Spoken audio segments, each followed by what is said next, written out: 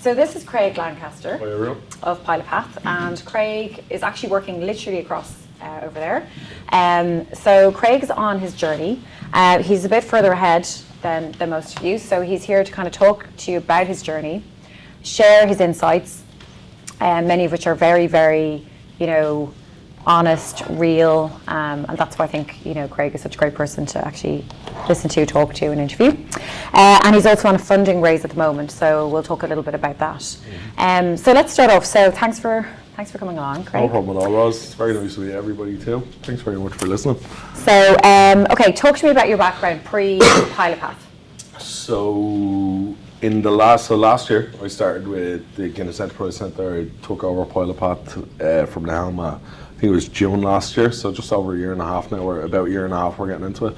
Before that, I had spent 5 years with the Ryanair group, so I was head of in-flight and I was one of their regional managers when I was originally employed with them, which was crazy. Ryanair is as mad as they say. I won't say much more. Before that, I worked for Tesco. I was appointed Tesco's youngest store manager at 19. I joined when I was 16 part-time and I was still in school and stuff like that. And by the time it was all said and done, I'd moved on and I'd taken over that position. So it was definitely a leap right into the deep end from a very, very early age from a corporate point of view, without a doubt. But do you think that you had like entrepreneurial kind of traits at that stage, or was it something that you wanted to do?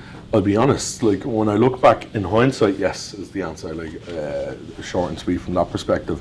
Because I never recognised, I suppose, as I went into them different roles and them different levels, that the reason I got in and figured out the system and continuously expanded and moved on so quickly within them was because it was them entrepreneurial traits. It was looking at it from, that being able to look at it from that helicopter point of view from day one and say, well, how can I improve it to make my life easier and the people who work for me's life is easier? And, at the time, no, I just went along with the flow at the time. I just figured this was just who I am and this is how I do things. But in reality, it is actually what led me to leave them jobs and take the leap overall.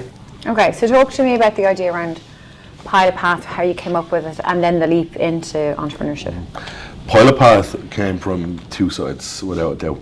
On one side, from the airline perspective, it was really, really clear that the market of pilots and the market of people that were coming into the network, the people we were recruiting, they were coming from a pool of less than 5% of the population here in Ireland, less than 5% of the population across all of Europe, because it costs €100,000 and you need to be able to take 2 years off to do this full time. So you're essentially, for someone on a medium income, you're paying 200,000 for it, which isn't attainable to most people. When I looked at it from that perspective, drawn in from my comparison of what I want to do, so I always wanted to be a commercial pilot my whole life. I'm from Cherry Orchard in southwest Dublin. I wouldn't know any pilots pre-Ryanair. I knew absolutely zero. In fact, this was the most elusive and exclusive industry out there, and for a lot of people that's the case. And I looked at it from a point of view of, I remember one Christmas sitting there and I was a store manager with Tesco at this point. I'd finished, they had paid me to do a degree up in the university in Ulster and stuff. And I said, how do I change this? Like, am I really doing, I was 22 at the time. I was like, am I really going along with this life? Is this my life now? Or can we change it and do what I want to do? Which was become a commercial pilot at the time. And I mapped that away. I figured out a system to do it. And by the following February, I was working full-time on Ryanair. I'd left Tesco behind, I'd resigned, and I'd said, okay, this is a new start. I made the kind of moves to figure out how I'm going to do this from like a practical perspective here in Ireland, and I started flight training. Around 35, 40 hours in, I ran out of money. The credit union wouldn't give me any more money. I was at a point there where I was like, okay, the plan is not going to point at all. And I really looked in on myself and I said, is it me? Am I the problem here, or is it the system? And then I looked at what I was doing at the time. I was managing around 2,000 crew across 16 bases in Europe for Ryanair. I was 23 and I was like, this isn't the me thing. Like this, it can't be. Like I can see where I added to it, but it wasn't fully me. This is the system. And the reason it was the system is because when you look at it from an outsider's point of view, you're looking into this exclusively, you're looking into who is a commercial pilot and who acts like that and saying, is this sustainable? Is this going to be the way this will be forever? A crazy point, one of the guys that works for me, Sean, brought up to me this week. He said he'd done a bit of research into it, and the people moving from kind of lower working class into like a higher end of working class have has absolutely quadrupled in the last 10, 20 years here in Ireland. With people moving from kind of middle class into the upper tiers has actually declined. And typically we're pulling these pilots from them top tiers. However, now with the new standard of life we have in Ireland and Western Europe in general, more people are taking flights. Everyone wants to go on holiday. That's our benchmark now. And at this point, it's really clear, even from a statistic point of view, how we got this and why PilotPath was the answer. I developed the business model. I developed an idea behind it. I worked evenings, I worked weekends, I brought people on board to help me do all of this for another 2 years. And then last January, following a kind of a similar Christmas philosophical episode of what am I going to do with my life in 2021, December rolled around, I recognised, do you know what, Craig, you're miserable what you're doing now. This is not what you left Tesco for. This is not what you can do for the rest of your life. You have a good idea here. You have an opportunity, and I went in and I resigned on the 4th of January. I finished up in June then last year, or May last year, and said I'm going to make a go of this and make it work. So do you want to describe to everyone what PilotPath is then? Of course. To give you more context behind what I just said in that piece, PilotPath is a flight training, recruitment and management system that specialises in people that want to train part-time while continuing on in their full-time career in the background too, to self-fund it. So that cuts out 100 grand straight away in terms of their loss of salaries. Our price point is 65,000, so another 35,000 saving versus a traditional method of training. And essentially what PilotPath does is we provide the system and the platform, as well as the background work that goes into taking all the pitfalls operationally, financially, personally, out of the arena from day one and giving someone a clear path. The point behind that and the reason behind that is that I looked at, like, when I was 19, I'd been appointed to this big job, and the first thing I went to bought a 5 Series BMW. Isn't that what we all do? And I said, brilliant, I'm great, and this is me now. So 3 years later, the car was written off, and I was still paying back the credit union for it, and I said, okay, that wasn't the smartest thing that I could have done, but I did look back. And then I just went and done the exact same thing again. And I went and bought a 4 Series BMW this time. So I'm still paying back. So I looked at myself and I said, what was this? Like, you could afford these payments over them couple of years. In fact, if someone had taken my hand back in, I was appointed in 2014 in Tesco. Back in 2014 and said, Craig, okay, spend the next 6 years or 4 years or whatever it might be making these repayments and you'll be a commercial pilot by then. I'd be a commercial pilot today. That was the reality of it. And this is where we've introduced that kind of stuff in the background to allow people to be able to pay. We negotiate the credit agreements, they pay us, and essentially they pay an equal amount each month over the course of more or less the 4 years, and it brings them in then at the end point. And the training is done in conjunction with partnerships with flight schools? Exactly. So we partner with our flight schools, so flight schools that already exist, that were already approved within Europe and essentially by the Irish Aviation Authority as well. We only partner with these guys that can deliver and have proven track records of delivery, so that essentially we're taking out the selection of skill from the student from day one, and they rely on us to find the right license approach for them to get them in the other side. Okay, so you were effectively your own customer. Yeah. How did you get your essentially. So instead of setting up this whole thing just to make you a commercial pilot, which you haven't yet done, but that's still on the radar, I'm assuming. I don't think I'll ever be a commercial pilot. I think in Ryanair I spent far too much time on the wrong side of the union negotiation table to ever be allowed walk among the lads and the girls out there that are doing the job. So I don't think I'd be warmly received, put it that way. However, on the flip side of it, it was meant to be like this, if that makes sense. I can look back now and I can say, no, this was where I was meant to go with this. The world is crazy. I'm 29 years old and I've had 3 massive career changes in that time. And to be totally honest with you, who knows how many other career changes I could have in the future. Like, I'm kind of leaving that to like destiny, I suppose, and let that figure that side of things out. And I'm just trying to make the most of the time I have to actually do it, and to get back up on the horse all the time and keep going. Okay, so just talk, because we were talking about customer validation. So how did you onboard customers? Had you built it, and then had you set up everything, and then how did you go get your customers? It was a work in progress. Like, to be honest, if I look back at the first student we enrolled and the documentation we received, and I suppose the experience you received, it's actually embarrassing when you look back at that. But I take that word embarrassing out. It feels like a dirty word from that piece, and put in, it was a learning curve, it was evolution, and what we have, it was a test. And so essentially what we done, Ros, is we had absolutely nothing. We had 2 notebooks at the very start. And I had to go on a journey of, first of all, bringing people up to speed of where I was from a flight training perspective so that they could help me, and then designing it from the ground up. Where we are now is, it was really important to note that I really understand the value of money from that perspective. Like, I know 20 euro is an awful lot of money when you don't have 20 euro. And my perspective was, I'm going to go and I'm going to raise money first. So I'm going to validate this business with my money, like to start off. And I'm going to make sure I generate that money and more back so that I can build this system, hire people, build an office. We're 3 years in business from the 1st of August 2020. And so far between August 2020 and 23, we've generated over $1 million in revenues now. Yeah, we're delighted to work. Well, we're over there now. It doesn't feel like that, don't get me wrong. Like, it's nice to quote that number, but the real work still isn't done. However, what that has allowed us to do is it's allowed me to build what we have today, to recruit 3 people on board to support me from different channels within the organisation. And then more importantly, it's allowed me to expand internationally into the UK in the last quarter, so that we have 10 partners now operating internationally across the water as well.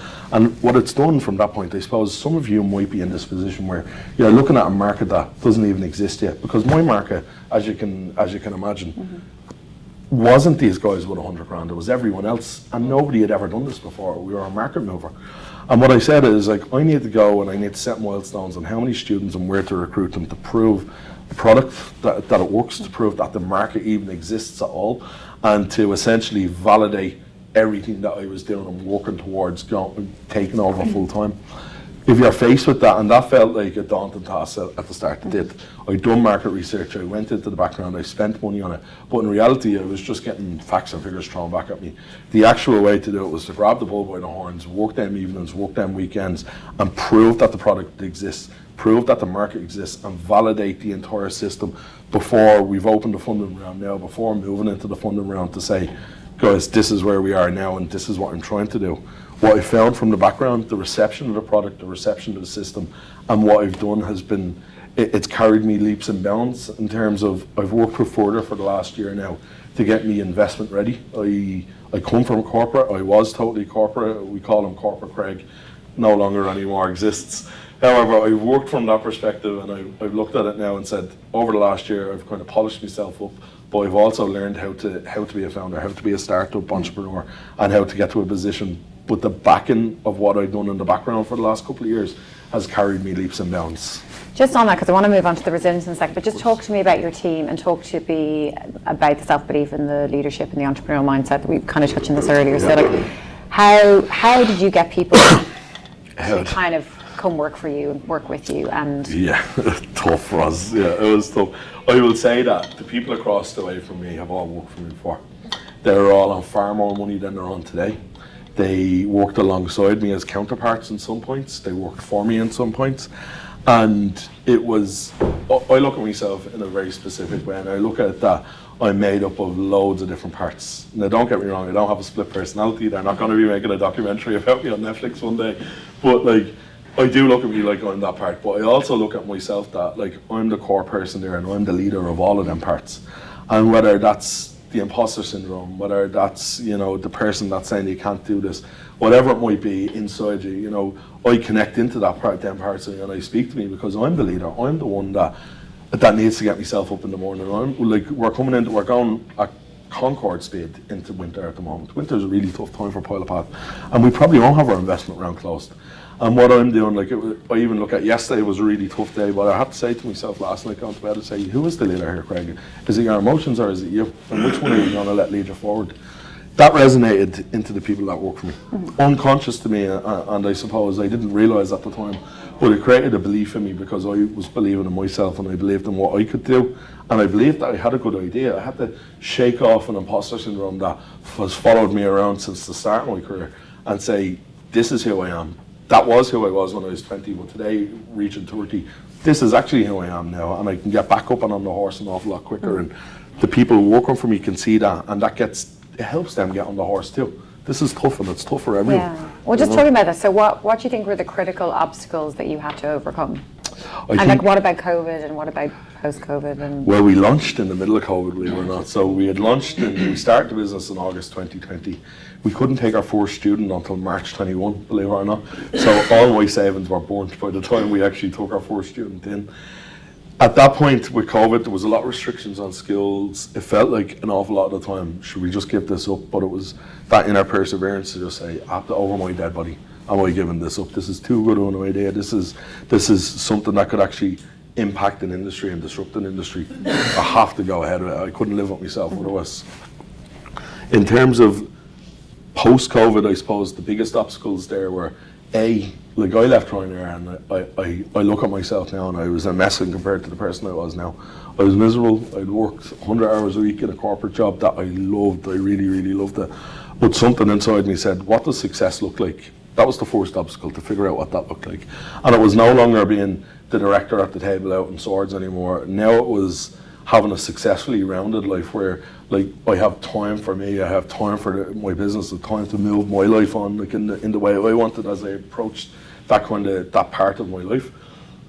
Coming into the GEC, for example, we started here and it was just by chance. The first day we were actually on WeWork, and on my last day in Ryanair, I googled best place to work in Dublin, and we ended up in the GEC the next Tuesday by chance on a trial day.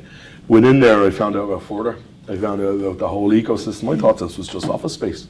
And within 2 months, Furthr kind of wrapped their arms around me and said, okay, this is where you are now, and this is where you are, I suppose, professionally.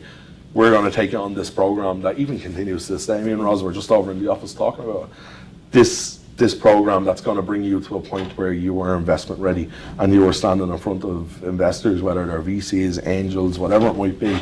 You're going to understand the crazy. Do you know, one time I had to go into the toilet and Google what B2B meant? I had no idea. Someone downstairs said it to me. I was like, what's that? And I didn't want to seem like I didn't know, because again, it was my first time doing it too, but it's a year later now. I can honestly say, like, I do pitch, I get in front of these people, I'm confident, I feel I understand what I'm doing now. And that was the biggest obstacle, was finding Furthr, finding this ecosystem and finding a place to move through. All of you here, I suppose, know who Furthr is, and you might be a little bit ahead of me from that perspective. The next part was staying at it. The trenches are deep. They're deep as a founder, and they're deep for your team as well. But you need to be able to channel your energy and I suppose mind yourself enough that you don't pull them down into the trenches with you, because they're the guys that are doing the work. And if it's you doing all the work, which it was me for an awful long time, you need to be able to get out of that rut and get back out of that trench quick enough, or else it will fail. And it's more so, even at the darkest times, the worst times, even when you're staring into crises and stuff like that, getting up, getting yourself dressed and getting into work, or in the evenings, in the weekends, whatever it might be, going and actually committing to it and just doing it. That whole mindset journey that it took, that was a massive, massive obstacle. But I can honestly say, if it feels hard now, it'll feel an awful lot easier in a year's time when you have loads of experience getting in and out of it. Exactly. So talk to me about the funding. So just how, okay, we're at the point where you're raising, but Yep. Talk to me about how you funded it. I know you said you burnt through credit union, your car, everything. So begged for it, steal money. Family friends, not steal. Family friends, and so it was all my savings initially. So it was my savings initially. With 2 other proprietary directors that put money in at the start with me too. That was the starting point. It was only over €10,000. It wasn't anything major at all, to be honest with you. But it was enough to get us off the ground. Everyone continued working. Everyone continued committing their time, and mostly me putting the time in part-time and in the background. From that perspective, then we start generating revenue. The first goal for me was, I have a service product here. How can I make money so that I can expand this concept further, so that I can actually start to make real traction with this? I understood that I could fund. I understood I could go in the background and do a certain amount of things and stuff like that. But I felt, and I suppose listening to my gut more than anybody else, listening to that instinct and that feeling, I felt I was never going to be confident enough going looking to try and raise money without some kind of validation, without some kind of generating revenue and showing these guys that I really understand. I worked in Ryanair and Tesco for long enough, and me personally, my background, €5 is a lot of money when you don't have €5. Do you know what I mean? And the same applies into a business perspective then, which has kept us, from an outgoing perspective, really tight, and which has kept us alive over the last year and a half in this landscape. I think I opened around with a set of expectations that, like everything else, I would close this in 3 months. Not the case. Here we are 9 months later. I still am funded. I've gone through a number of different ways of doing it. I launched a crowdfunding campaign, which was unsuccessful, simply because of, I suppose, a different set of environment metrics and stuff like that. At this point now, we had to reopen. I think the nature of the business might not have been as as appropriate for that. It just depends as well on the time and the timing. So. Exactly, and look, again, more pitfalls, but at the same time, I got back up, I dusted myself off, and I'm working with Furthr's investor network here in the GC Finn. I'm working with HBAN Angels and a couple of other private investors to kind of continue challenging myself to put this information forward, to improve and evolve it every day, every week. Every email leads to something else. So can you share, like, what do investors want to see, from your, and what have you learned about what investors want? Because you're running the business, but when you're presenting to them, we get you investor ready, but what have you learned? I kind of want to know your insights. I think I'm going to give a small analogy first, right? I always did I'm sure everyone's out in the car in the room, and when you first get this new car, you think it's perfect. However, a couple of months later, you know where the dents are, you know where the scratches are, you know the air conditioning doesn't work, and all the kind of the grubby parts of it overall. So it's fogged in your eyes. I apply the same principle to a company. We're running a really good company. We're generating revenues. We're employing our people. We're adding to the economy overall. But at the same time, I know where every lump bump and every blemish is. That is a lot of the time out of your control, and there's nothing you can do about it. In terms of what the investors were looking for, I suppose, from day one, losing that attitude about them blemishes and bumps and believing in yourself and your product is number one. They know they exist. These people have been here before, or they've invested in it before. Everybody knows nothing is 100% perfect at day one.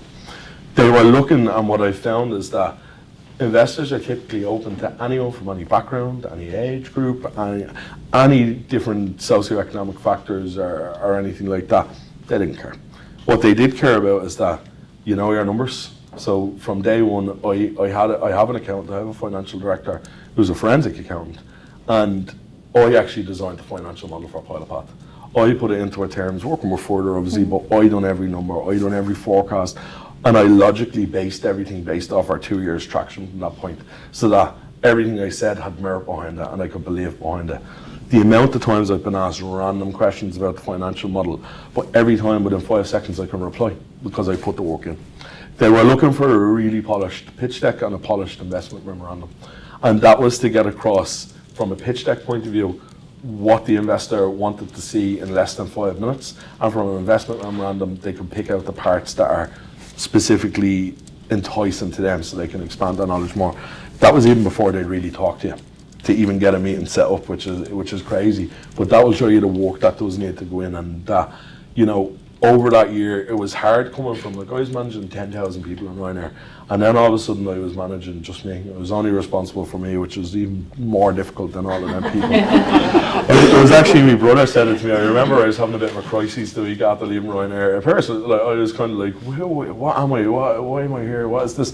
And he's only 24, and he's actually going into the guards next week, 2 weeks. He's going to be the first guard to ever come from Cherry Orchard in Dublin, and it really was beyond these years. He turned around and he said, well, you're responsible for you now, Craig, aren't you? You've never, since you're 19, you've never had this opportunity. And I said, you're right, Josh, this is it now. This is a defining moment.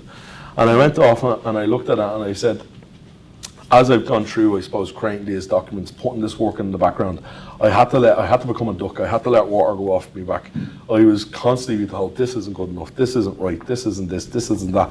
On the flip side, that used to be me saying that to other people, and it was I had to recognise that I am just one person, another human being on this planet, and I am absolutely imperfect. So any advice is good advice, and any momentum you can take out of that, it's run with it. Quite a humbling experience. I think you need to just very humbling. Take and see advice and see questions as being a positive way for you to validate what you do and make sure that you really know it inside out. So it's that kind of learning curve. You're only kidding yourself, Rosa, if you don't know everything you're doing, and you won't know everything at the start. I still don't know everything. I don't think anyone does. But if you can be sure about what you're providing, sure about the product, sure about the service, whatever it might be, and even more importantly, sure about where it could go. If you can convince yourself, be sure in yourself at the core of it all, that's where the difference is going to be made. Because people, it's like the way, we got a new dog last week and the cats are going crazy over her, and they can smell her. They can just smell that she's even in the house. And it's the same thing. The investors, if you're not ready, if you don't know your stuff, if you're not confident in yourself, the minute you walk into the room, they can smell it. And nobody, I could still be shaking even going into a pitch. Well, it doesn't mean I'm not confident. It doesn't mean I don't know what I'm talking about. They're body limitations. They're not your mind limitations. Your mind is existing within that body, and it's existing for you to control and for you to look after from that perspective. I think that's like, you can't feel excitement and fear at the same time, so No. go with excitement. They'd be oxymoronic. Just choose one of them and go with excitement. You're totally right. You're totally right. And I think, and you know what, when I have ever seen you pitch, which is quite a few times, Yeah. you know, the passion Yep. comes through, and the fact that you care, Yep. that comes through, and anyone can see that you really, really are passionate about this, and I feel you've got a purpose. I have But a purpose, exactly. Let me, before we ask about what the future holds, you know, if it was like key nuggets of advice for everyone sitting in the room, because you would have been at this stage, you know, Yeah. early on with Yep. your idea, what would you say? I think the first one is commit to it and stick to it. You have an idea now. Everyone's in this room because they have an idea. There's 5 million people, 7 million on the island, 5 million people in our country here. And there's a really select amount of people, a really tiny amount of people that would even pluck up the courage to come and say here today. I didn't even have the courage to. I came in on the back way and just fumbled into it because I was at a do or die stage. You guys have come here and you're sitting here and you're investing in yourselves to improve and deliver something into the economy that not an awful lot of people can. You can be absolutely sure that by staying in the 9 to 5, by staying in the current situation, life will continue as it is now. This is an opportunity to change the world for everybody individually, and this is an opportunity to really make something of your abilities and what you're able to do. And the biggest piece of advice, I suppose, from the background, that is, even if you don't see that yet, commit to it, stick with it, trust the process, and that'd be the first part. The other side of it would be, a lot of people will be here and probably working on their own. A lot of people will have people in their sphere that might want to help them. Don't be afraid to reach out and ask for help from people that could help. Like, by just putting the feelers out, I was able to find one person, Christopher, our operations manager there. Christopher was on board within a couple of weeks because he believed in me, and you'll be surprised that if you've made it to this room, there's probably an awful lot of people out there that do believe in you and you don't realise it. These people will come along and these people will help if you want them to be on the journey with you and if they want to be on the journey. And sometimes, even if it's just a sounding board that understands what you're doing, it makes the absolute world of a difference. And at them times where it's easy for me to say commit and stick with it now, they're the last words in the world you can think of when you're in the thick of it, when you're in the trenches. I would say, look around you and see who might have less time or more time and might not be as busy and might be willing to help you on a project like this. The other side, I would say, if you weren't in this room, I would say go and find out who Furthr is. You're already all in the room, you know who they are. I would say that these guys, like, I'm talking like I'm a big established business and this is brilliant and blah, blah, blah. Furthr are still working with me to get me this funding side of things, to work with me to get Enterprise Ireland. The more you put into it, the quicker you reply back to the guys in Furthr, the more detailed, instead of expecting them to do it, you just get 95% ahead of them. Because then, see that 5% that Furthr are bringing in, that's the stuff you'd never figured out. That's the stuff you'd never guessed. That's the stuff that experience gives you. And that's where they work their best. They will take you from any position. But when you're giving all of that in, when you're really trying your best to deliver here for yourself, they'll respond and give you back 10 times as much in terms of connections, in terms of their oversight on your work, in terms of what they can add to add that bit of extra spice and to make you really clear and polished for when you're pitching. The other side of it is the numbers and the finances. Know them inside out. Every month, even if it's bad news, know it. Knowledge is key here. I'm working a quarter ahead of myself all the time here. I'm talking about January to March with the guys. If you walk into the office there, we have the next 3 months on the board, and then after that is what we're actually talking about. Because what I've learned from experience and what I'm trying to give out here, I suppose, is that this is going to be, you're going to be hit with a million different issues. It's going to be issue after issue after issue after issue. But if you just take that and put it into life, is life not exactly the same? And we still get through it. We plan our lives out to make sure that we can hit them obstacles. Take what you know, and you might think, I have no experience on that. Well, you do. You spend every day with that experience. Take it and apply it into your business and apply it into what you're doing here. That's how you'll survive. They say, I think there was an article I read around so many businesses failing within their first 5 years, such a little amount actually get out our first couple of years and stuff like that. To me, I think I would have been a victim of that had I not have, I suppose, changed that mindset to say, this is how we're going to go. We've hit the bad storms. We've been caught out by so many things. We need to get ahead of ourselves and deal with the bad news now, deal with the problems now, so that they don't actually become the problems that they could have in the future. Shame on me if I let it. First time, I need to be kind to myself. I need to let it go. You won't catch me out a second time, and that's very much the ethos. We're all human, we'll all make mistakes, but get ahead of it and continuously be learning from that perspective of what goes right and what, more importantly, goes wrong. Okay, so you're raising now. So what are you going to do with the money, and what's the future and what's the vision? So with the money, what we're going to, we've developed a really solid B2C platform at the moment. We've really good service, we've a really good system we've built in the background. Post investment, the aim of the game here is to move us from being a solely B2C company where our customer is the end pilot and our partners are the flight skills, to move to a position where we can deliver enough pilots to satisfy the shortage. The shortage predicted for Europe, believe it or not, is 44,000 draws. Like, it's a massive amount, and that's because of the disparity in incomes and I suppose how we've gone as a Western world altogether. What I want to do is take the leading flight skills, my actual current competition, take the leading flight skills out there across Europe and potentially globally past the second round of funding. But for now in the EU, take them, use their infrastructure, their runways, their pilots, and make them more efficient. Maximise the amount of time their aircraft are flying, their instructors, their runways, powered by a PilotPath technology that will encompass this B2C system, but allow the flight skill to seamlessly recruit and manage these part-time guys. They'll continue with their headcount working on their full-time people, but rather than increase their headcount to take more students on, they power themselves with PilotPath technology to efficiently recruit and manage these part-time pilots on our exact systems, and our headcount and business will move towards a business and software technology model rather than its current B2C now. To make it really important, and I don't want to underwrite what the B2C actually means. That's why I'm sitting here today. That's what funded it. That's what will actually fund our salaries for the next couple of years and fund everything else. The investment, what that's allowed me to do is draw down. I'm looking for 500,000. Most people trying to build tech are looking for 1.5 million. Again, I'm understanding the value of the money and I understand the value of the business I have, and so I'm raising an awful lot less than what a ticket for a tech company would normally be, but it's because I've validated and I've built a concept that I'm not relying on their money to pay me or the guys or our overheads. I'm using that solely to build out a technological advantage that will bring us to our next stage of revenue, and that will ultimately deliver our full revenues by 2027, 2030.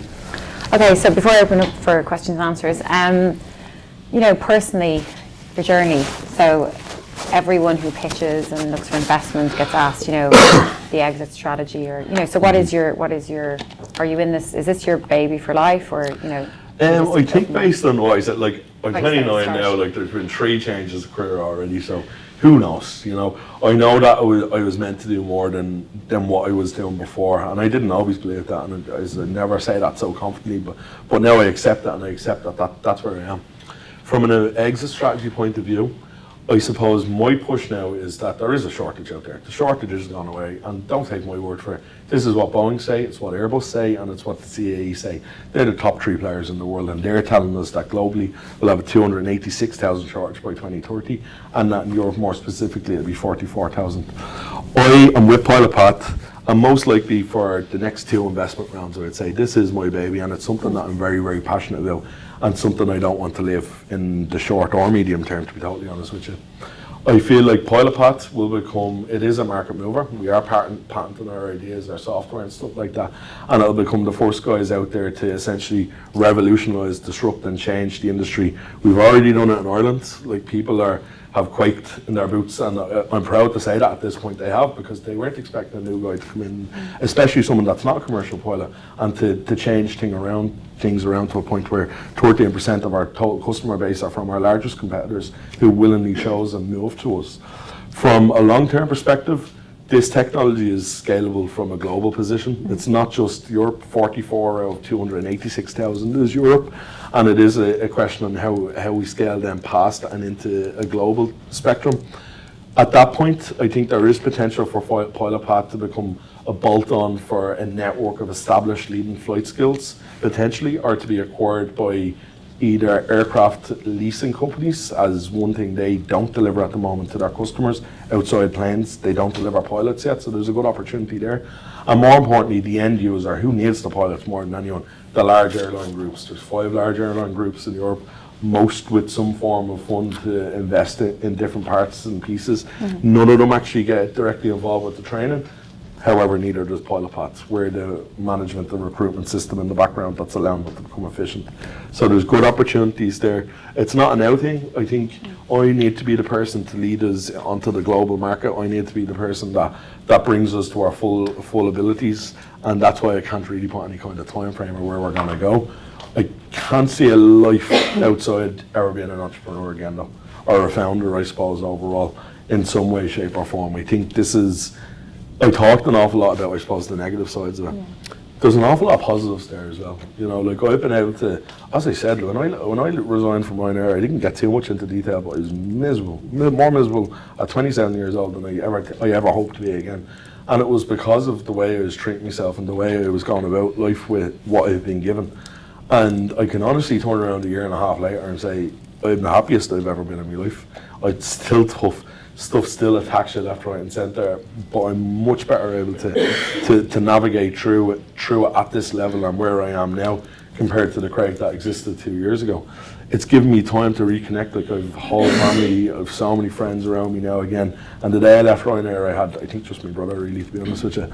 And that's not who I am or who I'll ever be again. And that side of things, there's an opportunity here, even with the crazy hours you work as an entrepreneur, as a founder, the amount of time it becomes your life. The feeling that you're not doing it for someone else anymore and that you're doing it for yourself.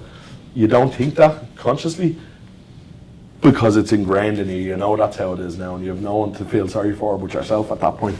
And that's a big tool. It's a really, really strong tool to be able to use to transform your life to the way you want to see it. You know, it's all in your thoughts, it's all in your abilities. Nobody's too young or old to do that. Okay, amazing. You know, thanks very much. Okay, so wanted to open it up for questions and answers. So anyone go? Yep, sorry, Carmel. Talk a lot about mindset. Yeah. And was that something that you consciously worked on or read books, or how did you change, or when did you change? The change, I suppose, has been a work in progress over the last year and a half. As I said, kind of like when I resigned from my previous role, it was feeling like, you have to imagine, I loved this job. I loved where I worked. It was where I wanted to be. But I think we all can agree that we can read ourselves better than anybody if we actually listen, and we know what we actually want. And sometimes we don't even know what that looks like. But I knew a change had to happen. The change itself, the first year, I would say, was tough. It was tough to adjust to this new life, and this was all outside the working all these hours a week to make this happen as well. In the last 6 months, though, there's been a definite change, a definite push through in terms of the belief in myself that I'm the leader in me, that I can make all this happen, that it doesn't matter who you are, what you look like, where you're from. People, if you have a good idea, people will buy into it, because as I said, like the people in this room, there's such a little, how many have we even got? About 30 people. Like that's compared to 7 million people on the island, like that's the tiniest percentage of people that are actually pushing forward with ambition to actually change something. And like that, Carmel, I had a small notebook about the size of the tissue in your hand there, and that's where the first idea was written. That's where it started from there. And it's been, I had to consciously work on it. I did. I done an awful lot of work on myself to draw in on myself and to figure out, why am I doing this? And if the core of you wants to change and it wants to move on, it will happen for you, because your actions will automatically stimulate you. You used, or books you read, or did it all just really come from within? I think a lot of it comes from within. There is books and stuff that I had read in the background, but what I found is that there's 2 types of people, I think, in the world. I watch a lot of documentaries and history and stuff like that, and I was like looking at, people like Alexander the Great and these great people, these world leaders, and looking at the people who are enlightened, like Buddha, like looking and saying, these people are achieving these 2 different paths. I looked at all these self-help books that were written, and I said, okay, people that go on this journey of enlightenment and they move towards that, and then that's great, and then they sell a book, but the book doesn't mean anything to the vast majority of people because they haven't gone through the journey at the same time. The people who want to be great without achieving some form of enlightenment and really looking in on themselves, like there's plenty of great people around the world that were world leaders, like Stalin, for example. He wasn't great though. He just achieved greatness, I suppose, for his country and for him and stuff like that. But he never added to the world in the way that he possibly could have with his talents and his abilities and stuff like that. And I said, what kind of person do you want to be, Craig? There's like, do you want to be that person? Or do you want to be the person that figures this out, writes a book and gets a quick check out of it? I didn't want to be either of them. And I said, what's the hybrid in the middle? How do I make this so that professionally I can achieve like as far as I can go, while keeping me and staying myself and keeping my morals and what I know is right and wrong in the same place, but as well as following a track that's going to give me some form of like understanding who I am and why I'm on the earth at all, and them combined is what gives me the mindset I have today. That push of just, it's as simple as, you don't need to buy any books. You don't need to go and ask anybody. Just ask yourself. Don't be afraid of like, none, like this is where some people could think, oh, I'm mad and say this fella has a split personality, isn't this and that. I don't. I'm one person, one personality. But I do talk to myself. I do look in on myself and look at all the different parts of me and say, which part am I connecting to here? Which part is feeling this? Which part needs a bit of support here? And over time, like, it's amazing. I worked in Tesco and I had a deputy manager, and then I had a fleet of line managers down under them. And the person I communicated with most was the deputy manager. However, when I was doing my job badly, I was talking to all the line managers and ignoring the deputy manager. I noticed that I have a deputy manager that works in me, and he's doing 95% of the work. And this outsource, this kind of going out and talking to them parts, you only have to consciously do that probably 3 to 5% of the time. But the difference it makes in terms of mindset and in terms of both of them are so intertwined and intertangled that this journey I'm on now is not just about making myself happier or delivering a really successful business. It's about both, and both are one, and there's no world outside it where both don't exist. Channeling that mindset, it's taken a long time to get here. You know, I'm a long way away from a TEDx talk, put it that way. But like, this is where we are now. I think there is a possible book in there though. Maybe, who knows, one guys, on who PilotPath knows? and one on the journey. Craig. Yeah, maybe. When I'm 70, maybe I'll think about it then. Gosh, that's a long way away. Thank God. Okay, so anyone else questions? In terms of your initial funding, so you said you worked with your savings and then you're kind of going into your funding round now. Yep. Like, how did you, without saying exactly, but how did you fund that and take on employees, and maybe where was the biggest grant coming from or the biggest piece that pushed you forward? Believe it or not, we took no grants through the time. The main thing I said is, how quick can I get this product to market? Right. How quick can I push this? So I set out a really small scale of about 10 grand. I didn't have great life savings, to be honest with you. Maybe all the BMWs, but I didn't have an awful lot of money at the time. But I said, okay, how can I maximize this and stretch this to pieces to get me there? So I accessed 2 grants. Leo grant for website design, marketing stuff. We accessed that twice throughout the whole time. That's the only funding we actually took in external. I got the product to market by November. I couldn't trade it until March. So within August 20 to March 21, I had a product and I took our first customer at that point.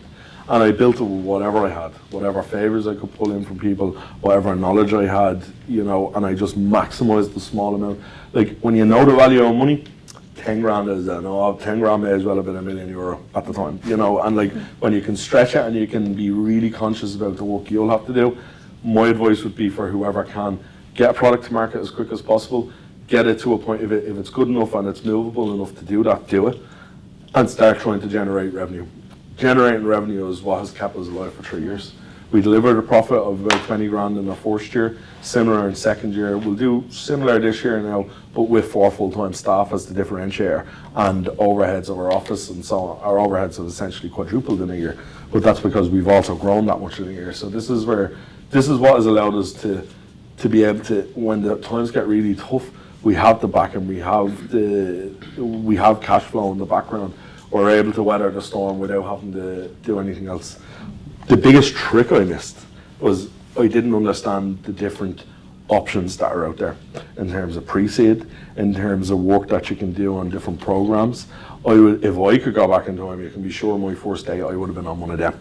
I wouldn't, in conjunction with working with Furthr, I'd have gone straight into that, and I'd have tried to maximise the amount. Just because I could do it, I had a product I could sell. Not everyone does, and there is plenty of founders out there that have gone the alternative route and raised pre-seed money and stuff like that directly with Enterprise Ireland and in conjunction with places like Furthr and stuff to start them off and get the ball rolling.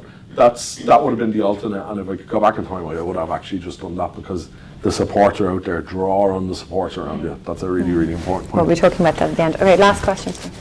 I don't know if you like this one. Go. Every question is a good question, isn't it? So with your, I suppose with your business, and the mission is to provide services to have more education that's affordable, to have more pilots and meet that as people gap. And do you want to write the next pitch deck for me? That was the best way it's been summarised. And then the second side, I suppose the other side of that is the world that we live in with climate change and issues globally, environmentally. Of course, in yeah. terms of this sustainability itself. How do you see your business succeeding or growing, or are you looking at sustainability as an element, or do you see that as a potential limitation or barrier that could come up in the next, I don't know, few years, even where someone might go, do you know what, we don't need any more pilots, we're going to stop flying or reduce or whatever? Yeah, no, good question actually. And you know, it's the first time it was ever posed to me, so excuse me if it's not a really polished answer, but what I would say is that it absolutely is. And you know, one thing that I would say is that the chances of people giving up flying is probably really, really slim, because that is a benchmark that we have in Europe and a benchmark in the EU that we have as being just the norm. It's like getting on a train these days for us. However, that doesn't excuse like having a totally uneco-friendly mind and not being conscious of sustainability. I use sustainability a little bit more flippantly in terms of how I use it, and I say that I'm driving sustainability in the pool of people that can become a pilot from delivering a much faster socioeconomic background of who can, taking people from all over the place rather than really affluent suburbs, you know. However, from an eco-sustainability point of view, as we advance through this, each country has a commitment to deliver a certain amount of emissions targets over the next couple of years. Some of the big drivers of emissions are going to be flight skills and are going to be aviation. It's on the industry as a whole, and specifically commercial aviation, to drive that from the commercial arm. From our partners and I suppose our future customers, it's going to be on them to continuously regenerate their fleet and continuously push that. The one thing I would say, and the biggest thing that we've been able to deliver from a sustainability point of view, is by delivering this excess revenue into our partners, by delivering this, you know, this, I suppose, revenue they had never had, these students they'd never had. They've been our biggest partner here in Ireland has been able to take out 40-year-old fuel-burning aircraft out of our fleet and replace them with 100% environmentally friendly, in comparison to them 2021, 2022 model aircraft that are burning around 60% less fuel. You save them that money. Because we set, and part of our metrics for PilotPath is that they need to continuously be reinvigorating their fleet to stay on top of the terms. Like our partners, we don't just select anyone, they have to hit really set metrics. And part of that is that, and with each partner as we go through, is that the aircraft are going to be continuously upgraded and brought up to a 2023 level. Without PilotPath, them 40-year-old aircraft probably will continue operating for another 40 years, to be totally honest with you, burning unleaded petrol into the environment. Our aircraft are using a more eco-friendly avgas, and as I said, burning about 60% less fuel. So that would be the one thing I didn't consciously set out to do that, but it's one accolade that I can think off the top of my head that we've been able to add. I think part of it, and something that I will be conscious of as we grow and as we move out, is that we're obviously moving to a tech software-based company that's going to be working with businesses rather than directly with customer. The influence you can have with businesses, if you're delivering a lot of money into them, can be vast. And a push from me will be, as an environment and as I suppose an industry I plan on staying in for a long time, I want to see it get greener. I want us to grow. I was behind a lot of initiatives in Ryanair and stuff like that we worked with to continuously improve our onboard offering from an eco point of view. And as long as there's people like me, like you out there, that are thinking that in that conscious mind, you know, we're the guys that are going to be leading these industries. We're the guys that are going to be in there, and by being vocal about it and asking a difficult question like that, you know, that I wasn't obviously prepared for. That's how you get the word out there. That's how you keep it going. I do. Thanks for the question. Yeah, excellent question. And we do know Enterprise Ireland on the HPSU, you know, sustainability is actually part of the matrix. So it is important to kind of lead with that when you are actually discussing, because it's the question that people are questioning, you know, in terms of. We all have to look into ourselves and ask. We didn't get here by mistake. You know, like that is the question. The answer, we didn't get here by mistake. So we do. We have to continuously question ourselves, and we owe it back. Like my view is, and again, I might sound crazy, but karma is one thing on one side, but karma is also brilliant on the other side. And if you look after our people and the people and the places around you, typically they'll look after you too. Nice philosophy. Yeah. Okay, so we're going to have to leave it there. That's correct. Exactly. So I just want to say thank you to Thanks very Craig. much, guys. Cheers.